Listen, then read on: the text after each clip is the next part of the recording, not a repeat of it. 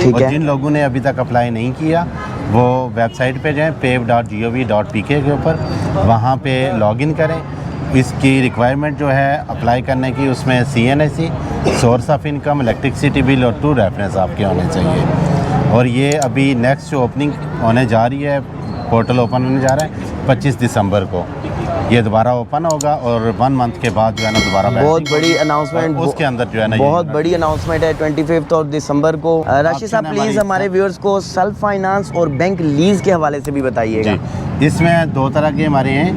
एक वो self finance है, जो सेल्फ फाइनेंस के ऊपर 250 एक यूनिट है, जैसे M6, इसकी प्राइस है 2,50,000। अगर वो सेल्फ फाइनेंस के ऊपर अप्लाई करेंगे इस यूनिट पे तो 80,000 तक की इसको सब्सिडी मिलेगी। ये 1,70,000 का यूनिट उनको मिलेगा।